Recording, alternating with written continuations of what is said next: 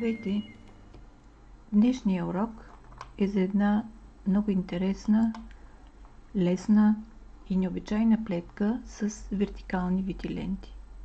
Идеална е за пролетно-есенна жилетка, лек пуловер, подходяща е за плетене с всяка прежда с средна дебелина.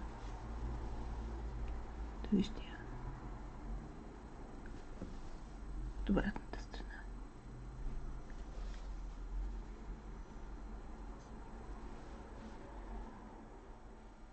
Схемата е от 2 бримки и 2 реда. Започваме от опаковата страна.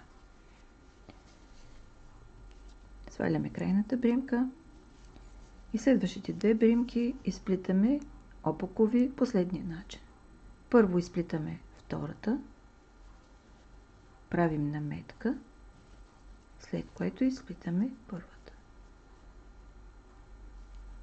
Кръстосваме ги по този начин. Изплитаме втората опаково, правим наметка и изплитаме първата.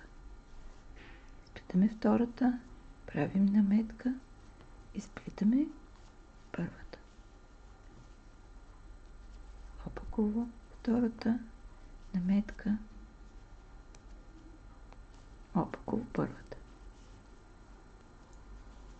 И така до края на реда. Втори ред от лицевата страна. Сваляме крайната бримка и имаме 3 бримки за всяка колонка. Изплитаме ги последния начин.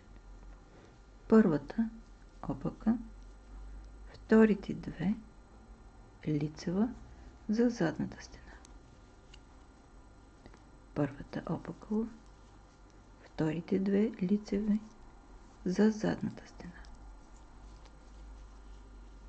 Първата опакова, вторите 2 лицева за задната стена. Първата опакова,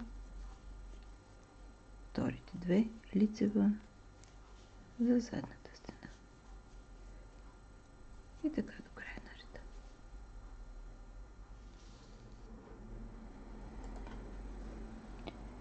И така повтаряте тези 2 реда, докато получите необходимата дължина. С това изчерпахме темата на днешния, надявам се, полезен за вас урок.